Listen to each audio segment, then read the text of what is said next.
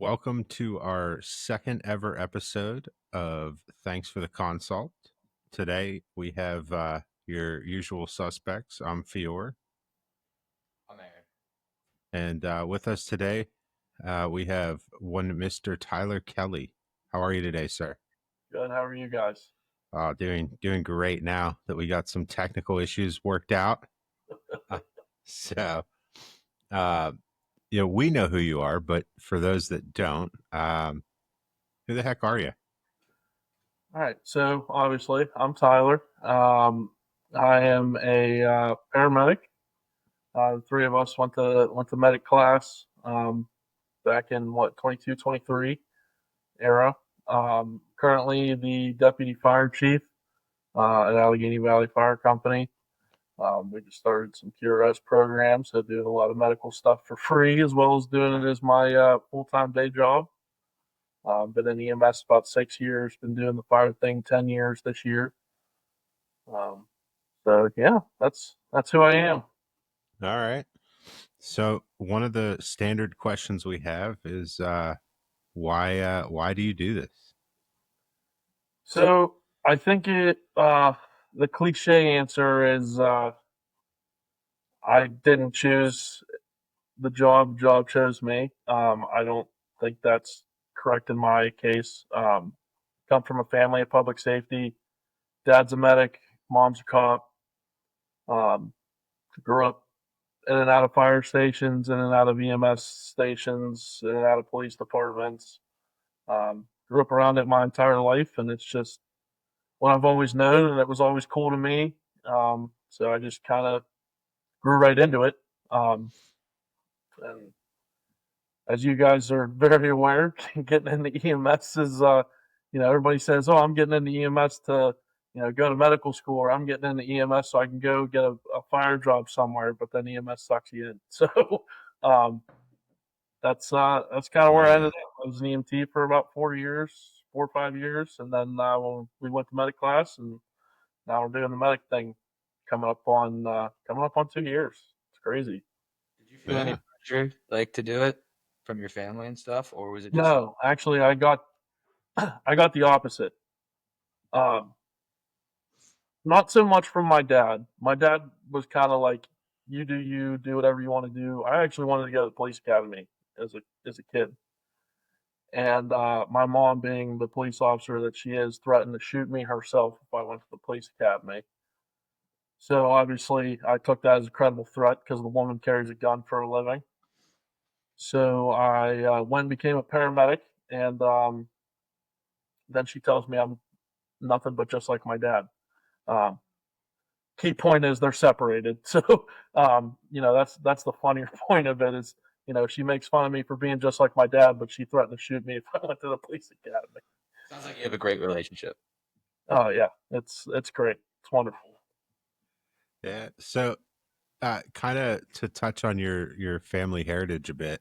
I think your dad was my first fire chief back in the day. It was like one of it, or your grandfather, sorry, was my first fire chief back in the day. Um, as soon as I was, old enough and had finished the academy and was able to actually go into a burning building, your dad was my lieutenant. Yeah. Uh, so definitely, I would say a heritage for sure. And thank you. You make me feel really old having, you know, Well, worked what's with your cool grandfather, your dad, now you. So what's cool about that, right, is like, when I came out to Hampton and we were, running fire calls and everything, like getting to be like to me that was a big deal, not just for learning. I've belonged to four different fire departments in my 10 years, and I'm finally down to just one now.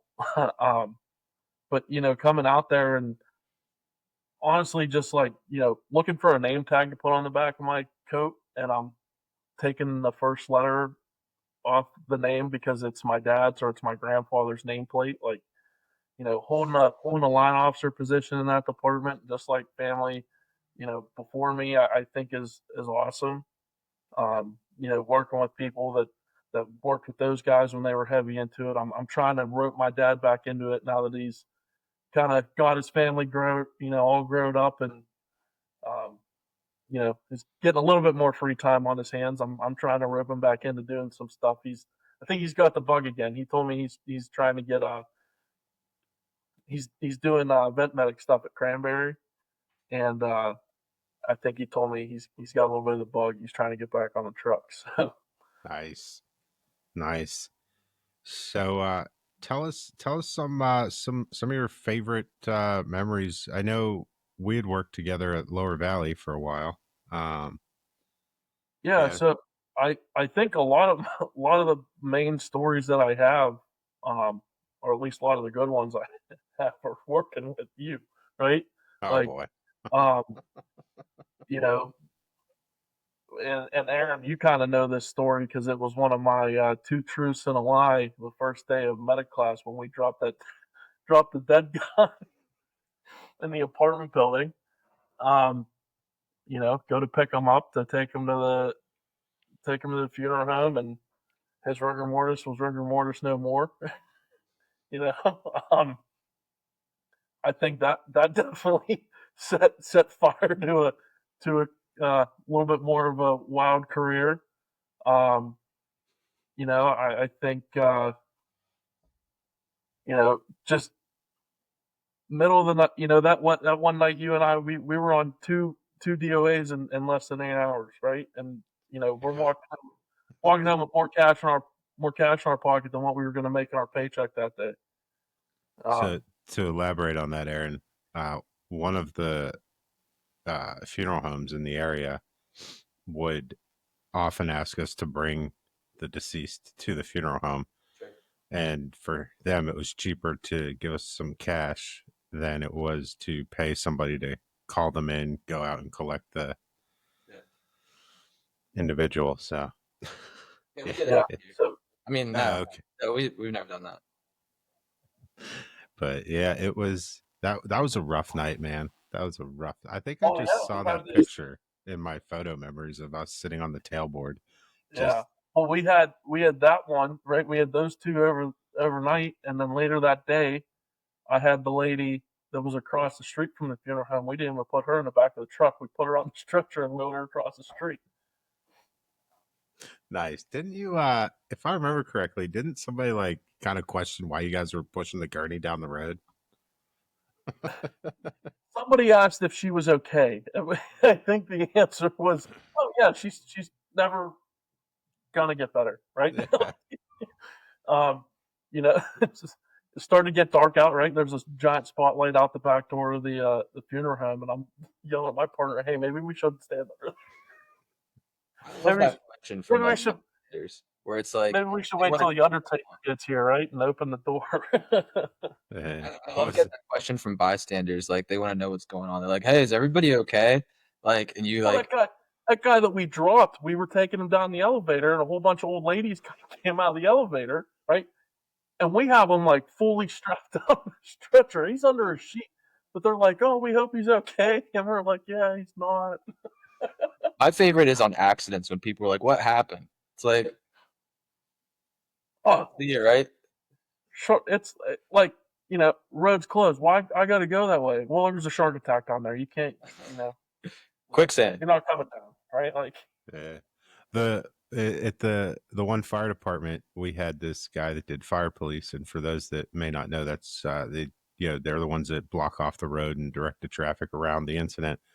And every time, so what's going on? He would come up with the craziest stuff: shark attack, a boat crash. There's not a body of water within 10 miles of where we're at, but boat crash, UFO landing, just a train derailment.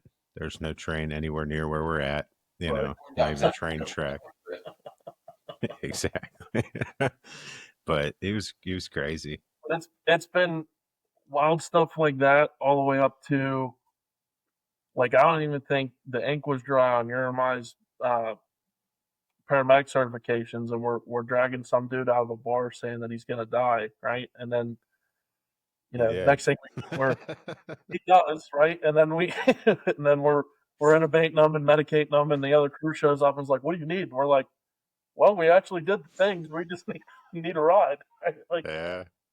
you Yeah. know, it was cool, and I can't speak to what side of it you felt or you saw, right? Seeing, where I started as a baby EMT, and then progressing through becoming a medic and running QRS calls in Hampton, and working as an EMT at Lower Valley all the way up through becoming a medic, right? Like I Yeah. think, Well, I can tell you, for me, it's an interesting um, viewpoint, I think, than a lot of folks get, because I saw you coming to the company meetings in your Halloween costume, dressed up as a fireman when you were 3 years old.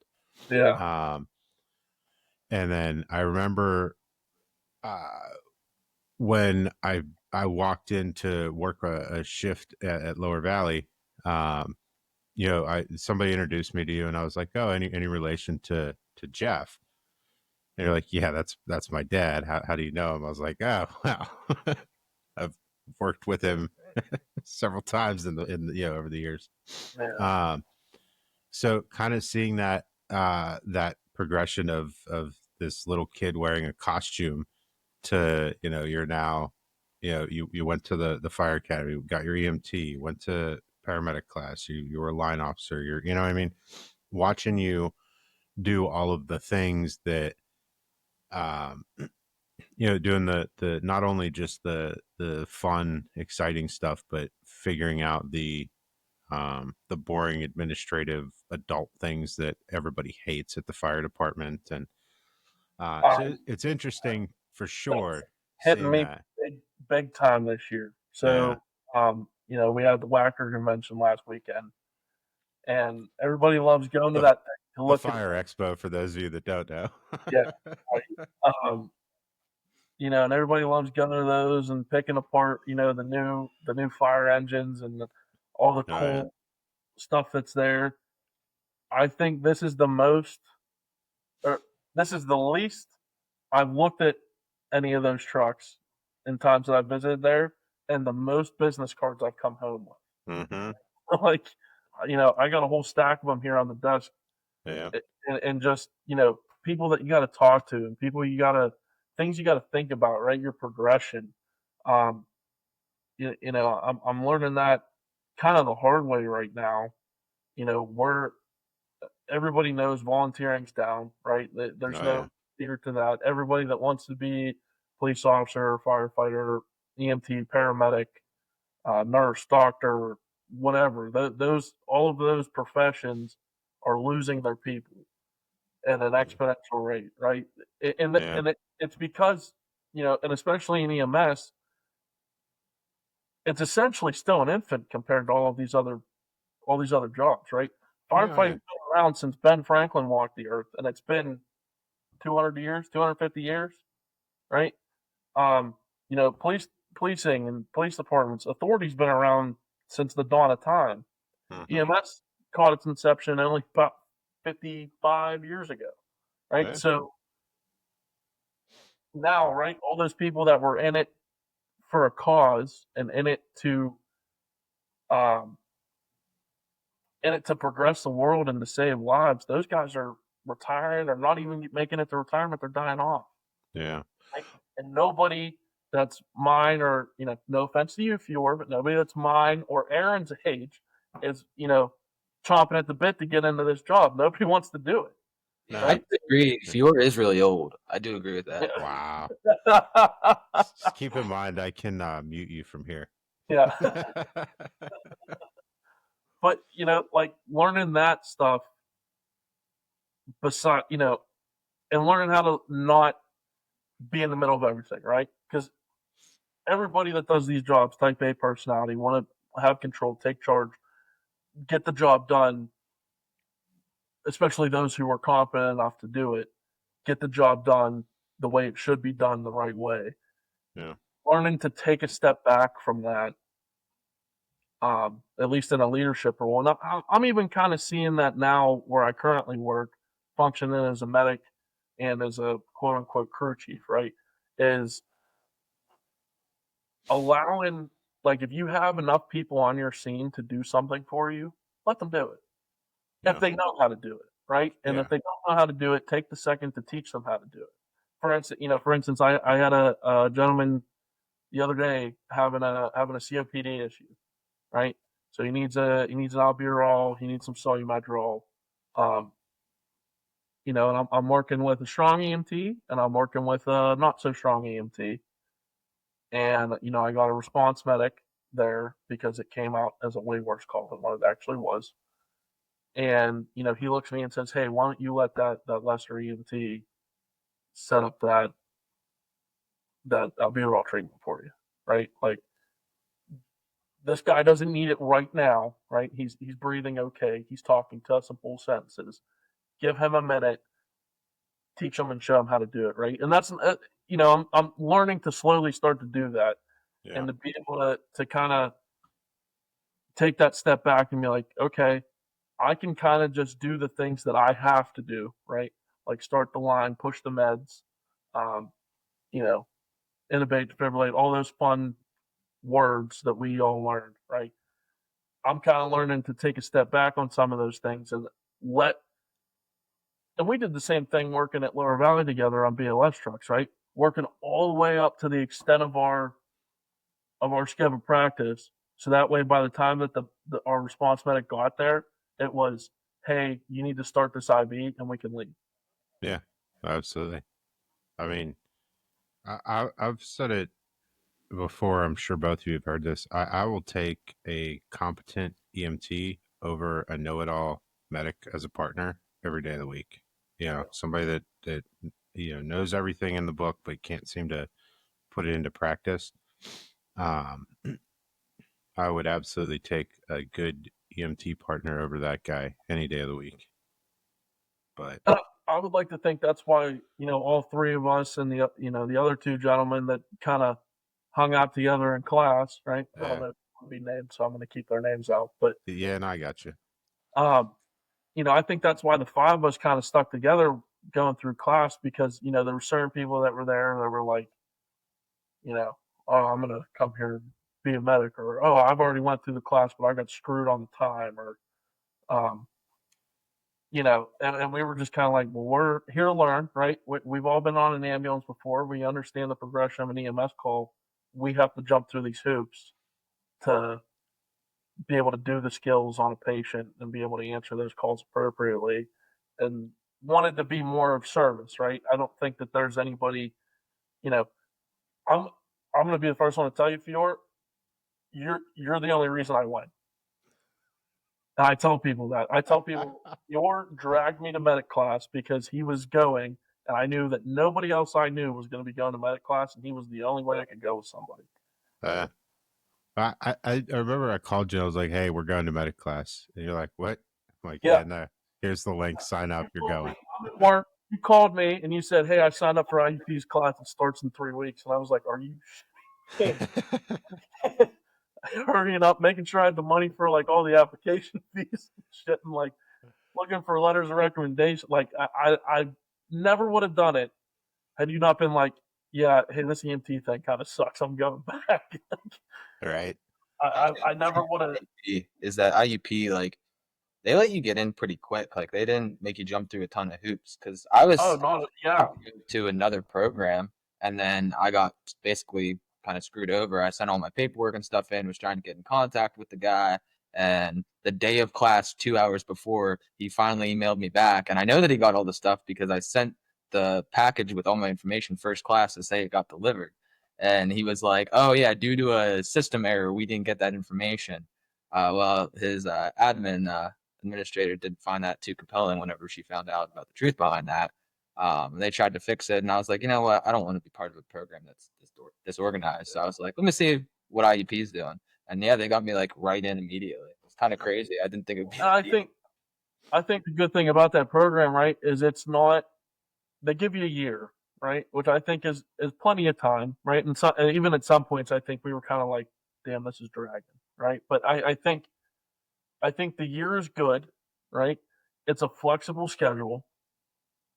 And on top of that, it's pretty centralized between people coming out of like coming out of like our area, right? Like coming out of Pittsburgh, and then either coming out of, I'm not even going to pretend to know what counties I'm talking about, but the counties on the other side of Indiana, right? Like it's pretty centralized for all those people, right? So people who work in the middle of nowhere essentially are getting to talk to yourself, are getting to talk to guys who are working in towns that are bordering the city of Pittsburgh, right? Or even working in the city of Pittsburgh, and getting to be like, oh wow, you like do that every shift, and then I'm gonna make this up and just make fun of people who work in rural EMS, right? Like, oh, we had a tractor roll over on Billy Bob, and we had to fly him out, and it was 10 degrees outside, and this, like I wouldn't know what the hell to do with that. Yeah, I that have no happened. clue. It happened. Yeah, I know. Last shift even. Yeah. Like just a training like a week ago about like grain bins and what happens if somebody gets stuck in a grain bin. And they had 80 people. They had 80 like people. A corn silo. Like a corn silo. I would have no idea what to do with a corn silo. Like I've had silo poisoning twice now. Yeah, like I don't even know what that is. Like, it's night and day, man. Silo. What's that? It's like I can't even spell silo. Yeah. Yeah. I'm like, is that one of Elon's crashed spaceships? Like, what is that thing on? It's one of his kids. Yeah. Yeah, it's crazy. So I've had the pleasure of working, urban areas, suburban areas, and now rural areas, and I got to give it to some of the providers out there in the middle of nowhere, because you don't have, like, you can't get a hold of a doc, right? Like you don't have cell phone service. Your radio works sometimes, and then on top of it, finding the call is difficult. I've had dispatchers give me directions saying, it's the driveway with 3 rocks at the bottom of it. Like, what? I mean, so and they're right. I mean, there was 3 rocks stacked on top of each other at the end of the driveway. Go up like this 1.5 mile driveway, and found the scene. But it's great. It's night and day. It's different out there. And there was a few months ago where we got a call in the middle of nowhere, and we put GPS in, try 3 different GPSs. We're not finding this place at all. So we do everything over the radio in our county. And so I'm like getting on the radio with county, like, hey, this is where I'm at. Can you give me directions to get to this place? Because we have no idea what's going on. I swear, we drove around in a circle for 30 minutes. And at no point did dispatch decide to tell us that we were over 10 miles away from where the location of this call was. Like, I'm giving them they know where we are. But at no point were they like, hey, just so you know, you're nowhere in the general vicinity of where you need to be. They're like giving me roads and stuff. And I'm like, okay, well, it can't be that far because we just left the area that we think it's in, like turning around, going back.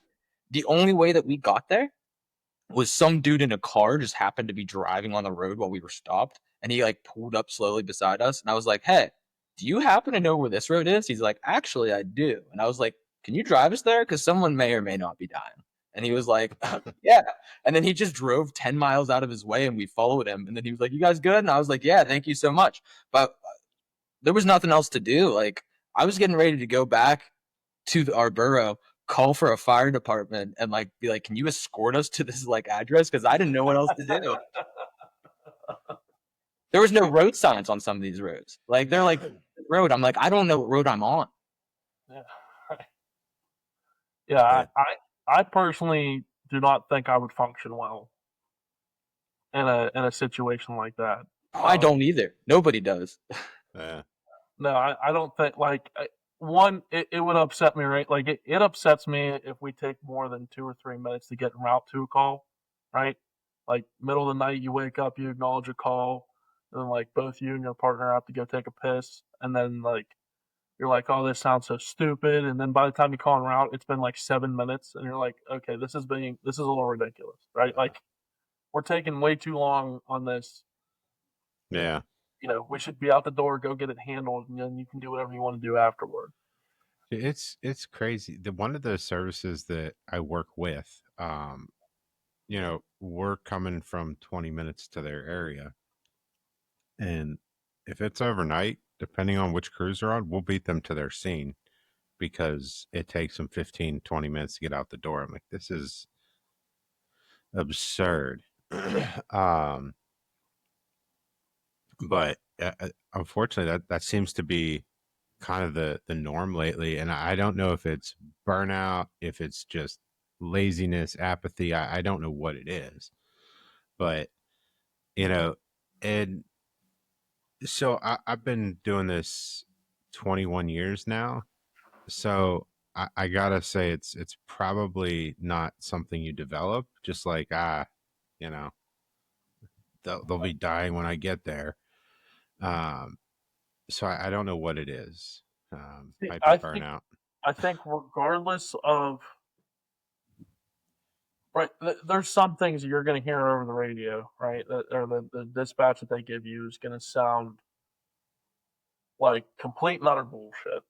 Yeah. And then you get there and it's completely the opposite, right? Now you're doing real math. Oh, that call you were talking about, the guy that arrested on us At the bar. Yeah. that came in as it sounded like he was basically causing a disturbance and was drunk. Yeah. Yeah. Guy, altered mental status, guy on oxygen at the bar, right? Yeah. Like, Fair, it did cause a disturbance. It did. Actually did. Yes. Yeah. But, like, you never know what you're going to, right? That COPD guy I was telling you about, that initially came in as a cardiac arrest, right? Something as simple as, whoever called for him saying, oh, he can't breathe or is not breathing, and the dispatcher going, hold on a second, what did you just say? And be like, no, he is breathing, he's just having a hard time breathing, right? Yeah. Like, as opposed to, I can't even, I'm having a hard time pulling a situation, but like just something that's, as mundane as like, it's an E3 abdominal or a Bravo or Alpha response abdominal pain. You're like, that was straight total bullshit. Then you get there and they like forget to mention that like they just had abdominal surgery or their surgical wounds are split open and their guts are hanging out, right? Like Yeah. The information that you're given when they hit your tones is so little compared to what you're actually going to learn being there. So the longer you take getting there and actually assessing the situation and determining whether or not, right, this is a bullshit or oh shit call, those minutes ultimately matter, right? Oh yeah. The number of people, right, that I've unfortunately had that we've walked in the door, right? I had somebody whose last words on this earth were "I'm fine," and 2 minutes later he arrested in front of me, right? Like, Yeah. I can't, and there was nothing other than the fact that he might have like fell, right? Because that's what we got called for was a ground level fall, right? Him telling me he's fine, who am I to not believe him? Yeah. Right? And 2 minutes later, he literally arrests as we're putting him on the stretcher, right? Yeah. So I don't know, and back to your point, right? Why people take so long to go on calls or get out the door, right? You should be treating every EMS call with, for those of us that are volunteer firemen with the same, excitement you get when your pager goes off for that, right? Getting on an engine or a rescue truck should be no different than getting on your ambulance and saying, I'm about to go do some cool shit that most people in their life will never get to go do. Job town. Hot jobs, right? Yeah. Going to hot job. It's amazing that once you start paying people to do the job, the less they want to do the job. Oh yeah, 100%. I kid you not. I worked an entire 16-hour shift at my job. Did not run one transport or one 911 call. I walked in the door here and immediately went on 2 QRS calls, and I had more fun doing those than any EMS call I would have run that day. Yeah. I don't understand the psychology behind it, but whenever you're doing it for free, you enjoy it more than when you're getting paid. Yeah, because what do we do, right? We show up and we do the same thing that we do when we're getting paid on an ambulance, and we're doing it for free. Oh yeah. And you're like, even you look at yourself in the mirror and you go, "What are you doing?" Like, you might as well just go pick up some overtime if this is what you want to do. Put some money in your pocket. But this is more fun. And maybe, maybe it's come down to, you're not doing all the transporting. You're not. I think half the battle is lifting the patient into the truck and having to change the cot after you transfer care, right? Like, that extra 3 movements, by the end of that, you're like, geez, this is the 3rd time I've had to make this bed this hour, right? Like, yeah, not any of that when you're, if I show up on a QRS call, I'll go get your stair chair. I'll carry them out for you. If I'm on a call, hey, can you walk? Right? Like, I'm not putting you in a stair chair because then I have to carry you, right? But then I also have the paperwork that comes with it and doing all the treatment, right? When you're showing up in a Tahoe or a Suburban or an Explorer that says fire department on the side of it to a medical call, right? You have no problem doing all that shit because you don't have to deal with everything else. Fair enough. I mean, I don't particularly like carrying people, but that's, as you guys pointed out earlier, likely because I'm old. Yeah, that's what it is. 100%. Yeah. So I mean, I drive an SUV to the calls, and I still don't want to carry out. I mean, I will, but I don't want to. I'm always happy when the service has a full crew and they can carry the patient out. I'm like, oh, let me go get my stuff and put it in your truck.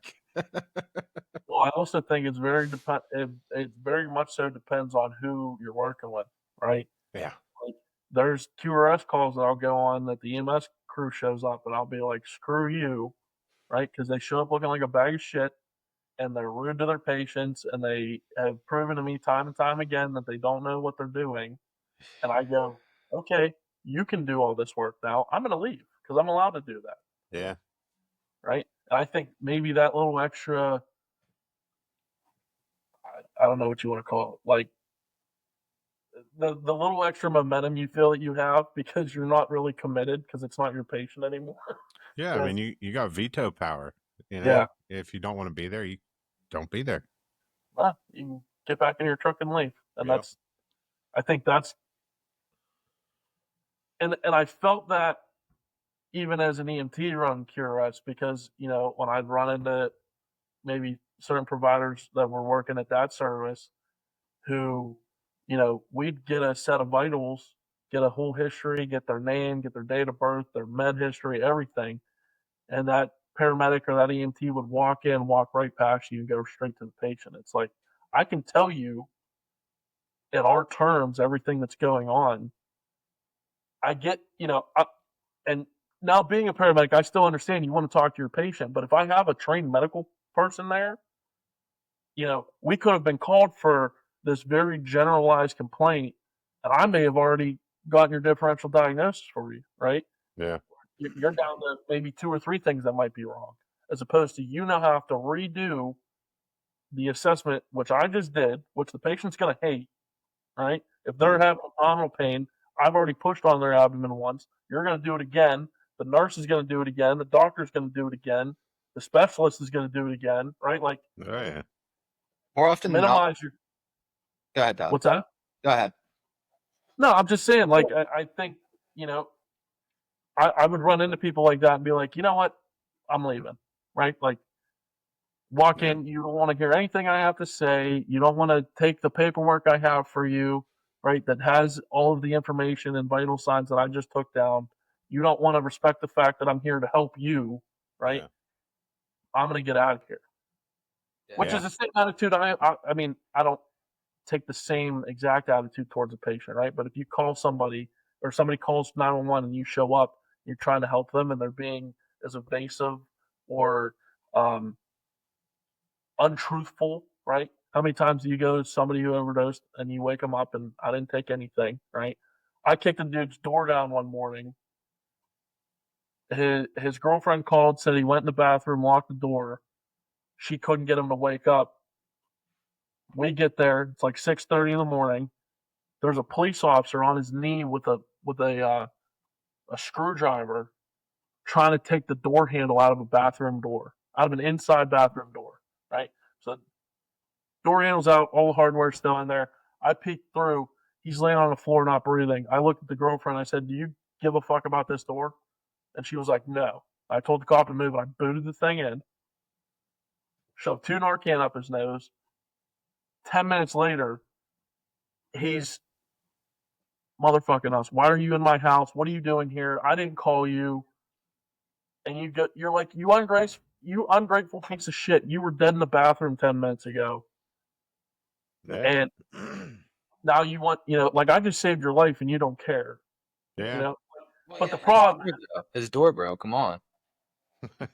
yeah, I'll toss him the $50 to replace the interior door, right? Like His door.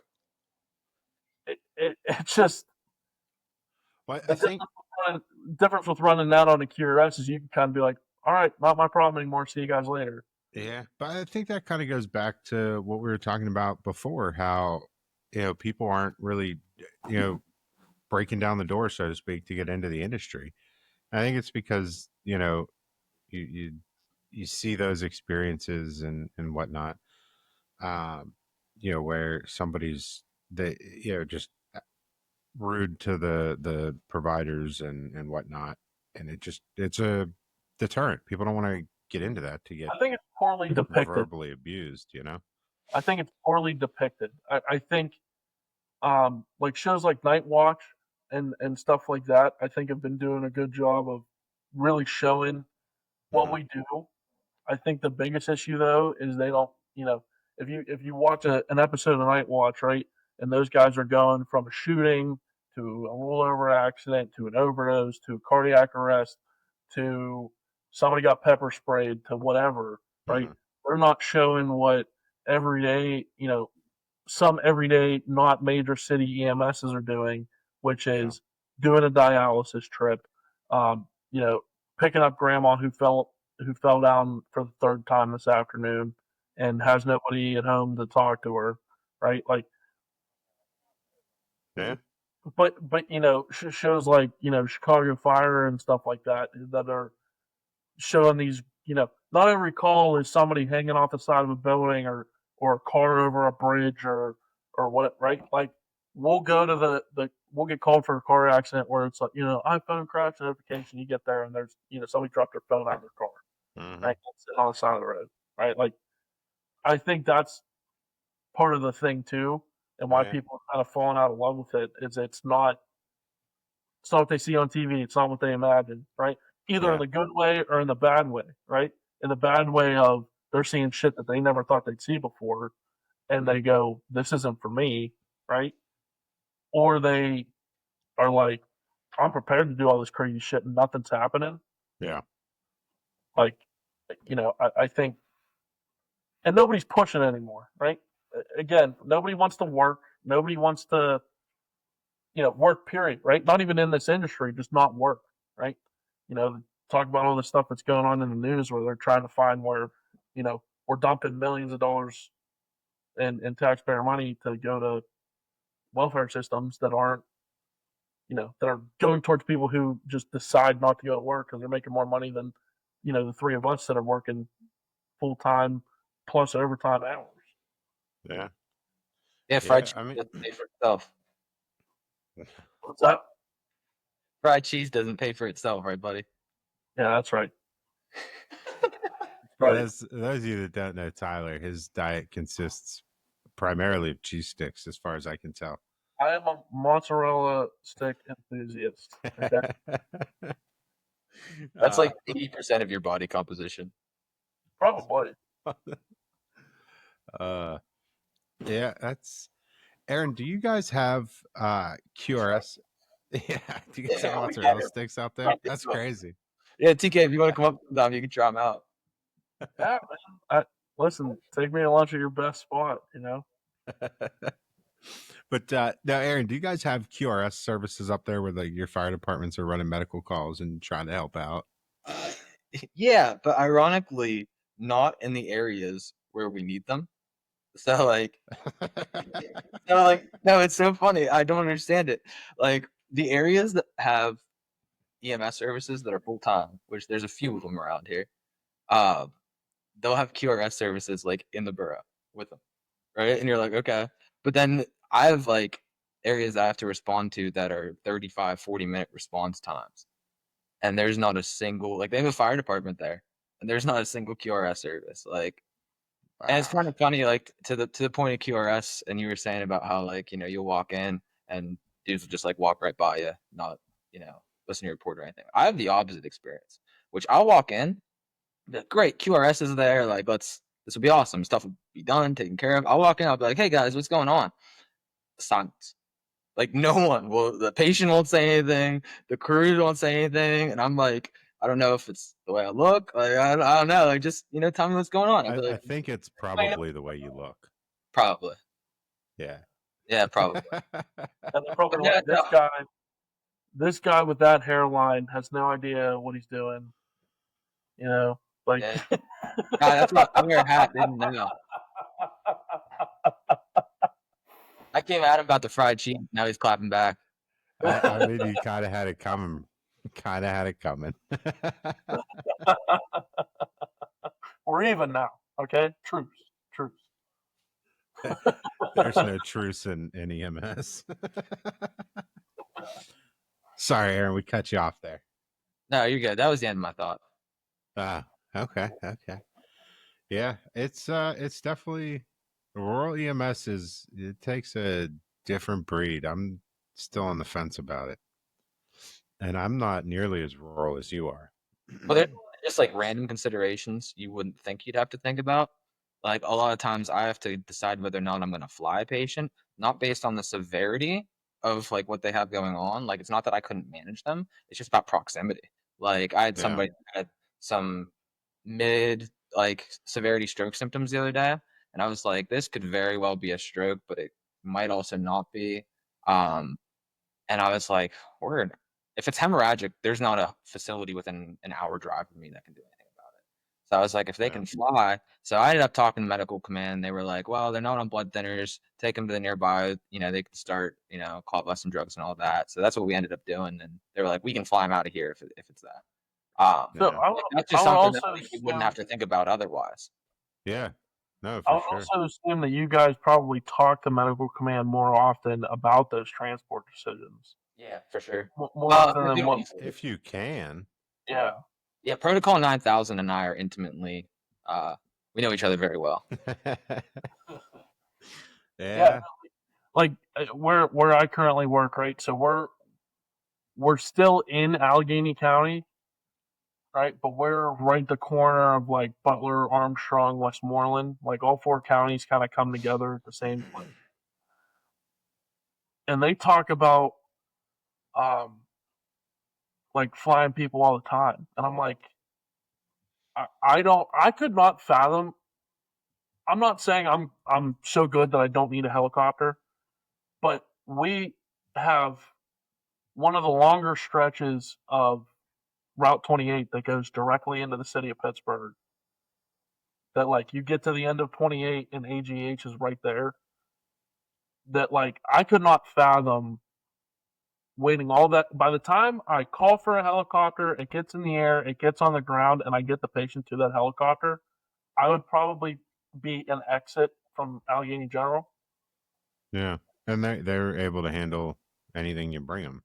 Yeah, so I can't, like, my mind never goes to that, right? I think one time since I've worked there, have I thought about calling a helicopter, and the situation was I was told that like an excavator rolled over a hillside with somebody in it.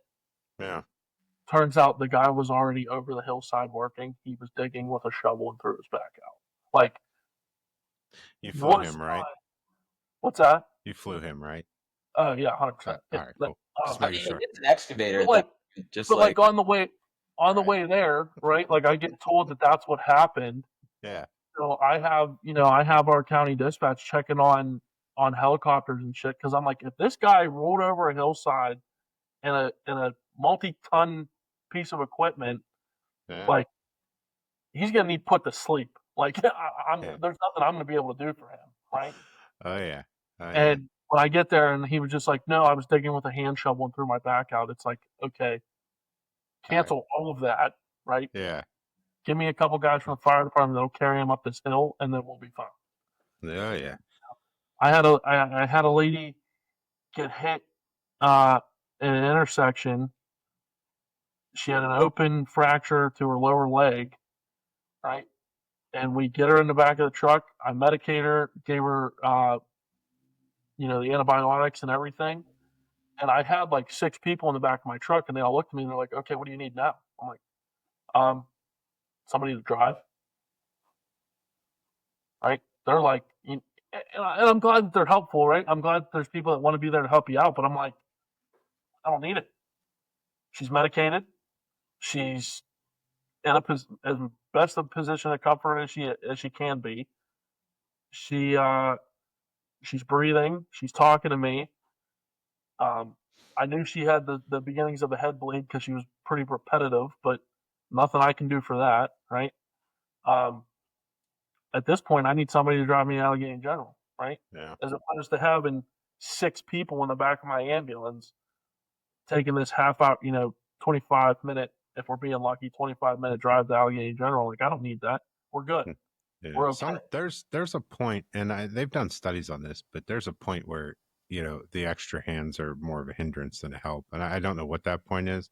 I think for me, like, I would prefer one other person in the back, maybe 2 if we're also breathing for the patient, so I can just park one person on the airway. By all means, if she But was yeah, worse off and wasn't maintaining or her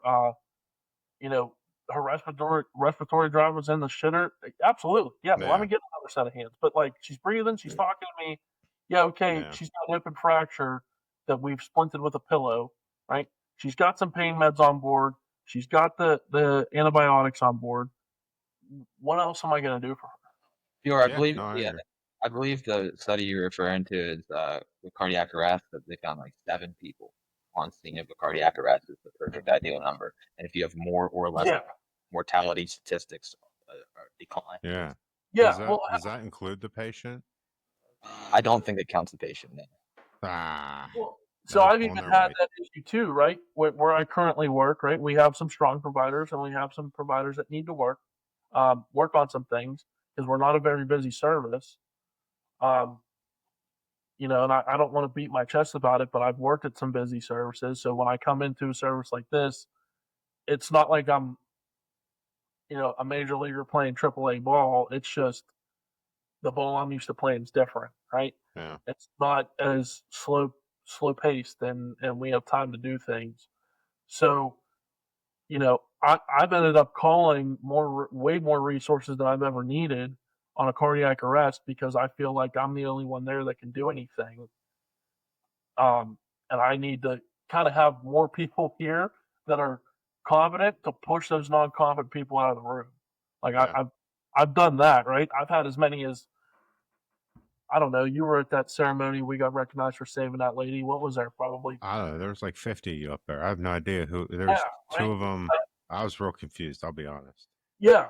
So to be honest with you, I don't remember half of those people being there that night. So like, yeah, I went and I got up on stage and like that's crazy. Which I was shocked. I was like, I didn't even know Aaron knew how to get here. And Yeah. he's up there getting an award. I was like, maybe if I go up, I'll get one. I don't know.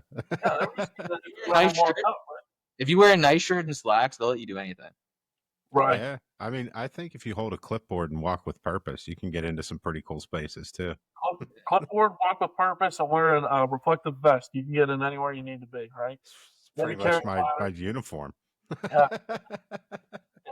But like I've done that, right? Where it's like, hey, I need the right people here. Yeah. The only way to do that is by getting 1 million people here, right? Yeah. And it's not always the greatest thing, but I know, right? If we have a successful outcome, right? So for the cardiac arrest lady that we got to save on, I had a police officer that was there with us, my crew, the response medic, and we had already called for the fire department. Where the residence is like right on the border of both, like where I currently work is attached to a fire department, and there's more than one fire department within the town. So we called for our fire department, which normally brings some EMS trained people, and then the other fire department because it was their area, right? So we got 2 different fire departments. We have an ambulance crew, we have a response medic, multiple police officers. Yeah. In reality, right, we shocked this lady back to life, and now I just need people to carry her out. Yeah. Right? Well, it reminds me of the one we had in I don't know if we could say the town names or not, but we had one where it was me and you rolling in the middle of the night, and we show up. The cop has his little "My First Defibrillator" AED. He's like, Yeah. "Anything I could do?" I'm like, "Yeah, grab our stuff." Yeah. But this Yeah. lady, Erin, she was up on the 2nd or 3rd floor. I can't remember, but it was, you're making cutback after cutback, and She was on the 2nd floor of a house, okay? But there was 30 steps up to the front porch. Yeah. This, And then steps. there was like 6 steps, 90-degree turn, 6 steps, 180-degree turn to get back to the bedroom she was in. And she was not a small lady. Yeah, she looked more like me than she did like you, Erin. Yeah. Yeah. Was, 100%. and we that was an interesting one. So for kind of the everybody's understay, this was before we were done with medic class. So we're rolling out a BLS crew. This to was an before we arrest. even went to medic class. Okay. This was way before we even went. Yeah. So we get into this room that, so me and you were both bigger, right? And we get into this room, and there's the patient's half her body's under the bed. There's not really a whole lot of room in there. So now I'm like wedged between her and the wall, and Tyler's at like doing stuff from the feet. We slap the pads on her. It's it's shockable. We zap her, and but before we do that, I'm like, everybody clear. And Tyler's like, no. There's this tiny little dog just comes out of nowhere, like stands on the patient, and then starts like pawing at Tyler's boot. This Yorkie comes out from underneath this bed, puts his 2 front paws on the patient, puts 1 back paw on the floor and another back paw on my boot. He's just trying to do compressions. Yeah. And Fior is like, if this is the button, this is Fior's hand, right? And I'm like, stop. He's like, what? I was like, dog. He's like, well, get rid of it. Put this dog underneath the bed so he could shock this lady. Full disclosure, the dog's okay, as is the patient. No get angry letters. Yeah, no animals or humans were harmed in the making of this. We're gonna have no after this. Right. Yeah. We're going to have people marching out front. Yeah. But, yeah. So we zap her, we get her back. And like, I remember the crew that was coming to back us up, they walk in, they have a brand new medic who's precepting for orders, walks in and is like, did you guys get a line? And we're like, no, but we got Rosk. Yeah, he was like, do you guys have IV access on her? And we're like, no, but we got our heartbeat back. And he's like, oh, that's right, you guys are BLS. Thank you for that. Thank you. Appreciate that. Yeah. And then I remember, so it initially triggered another service to come back us up. And then the one that ended up there first heard it on the radio. Was like, hey, we're up and close. Do you want us to come? We're like, yeah, more the merrier. And thank God we did, because the other service showed up with, and I ended up working at that service. I don't remember who they were that showed up. I don't know who they were. But I remember commenting to Tyler at the end of it, I'm like, I apparently have to be a linebacker to work there, because everybody was just like big. And I was like, which was good, because at certain points, Aaron, we were holding her over the railing. Yeah, so there's nothing under her. But yeah, so it was, it worked out pretty good having those extra people there. But if that was the night trying Fior had to wear paper scrubs. He got covered in poo. I did. He was walking out of Presby looking like a psych patient that was trying to escape.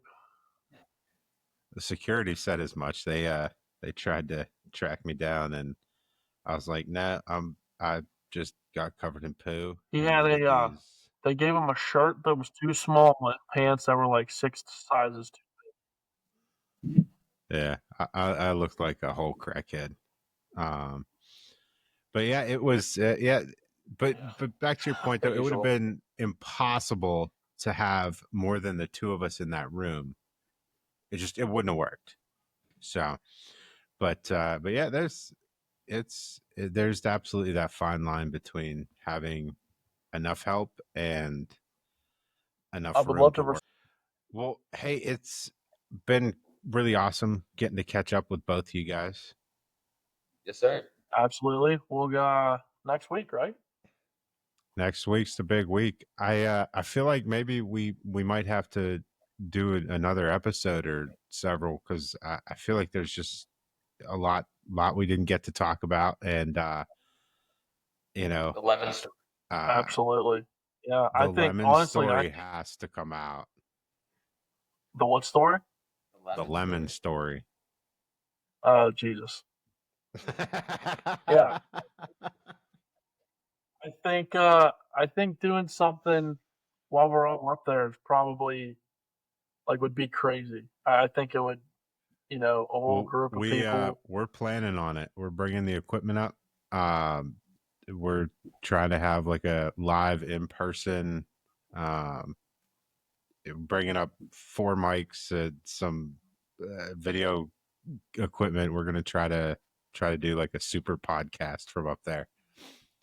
I trying think to that would get be some awesome. trying to get some folks up there to jump on board with this too. So we have some pretty good Yeah. names that are going to do it. And I'll let you know those offline, but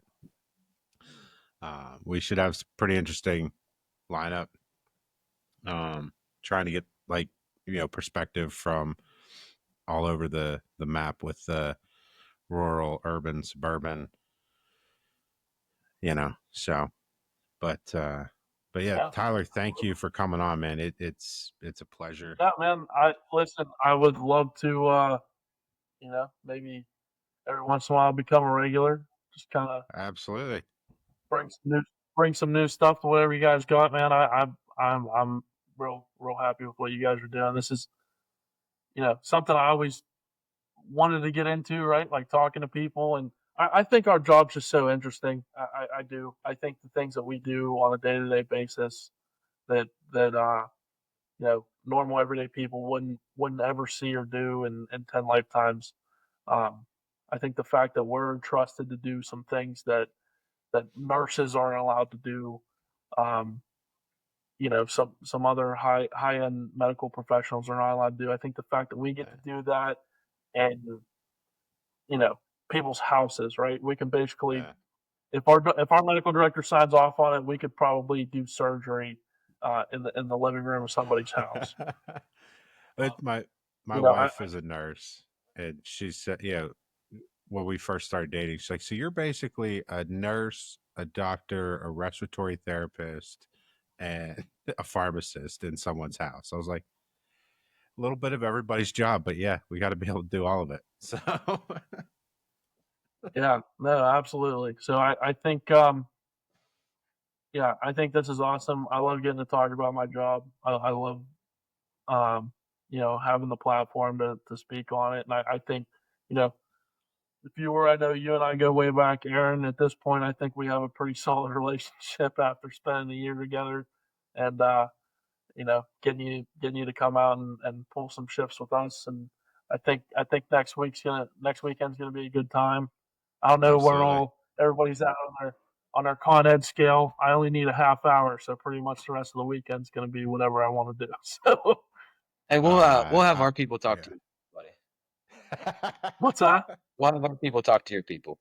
All right, sounds good. So, Tyler, again, thank you for coming on, and thanks for the consult, man. Thanks for the consult. Absolutely. Appreciate it. Thanks, guys. If you are interested in being on the show, please email us at thanksfortheconsult@gmail.com.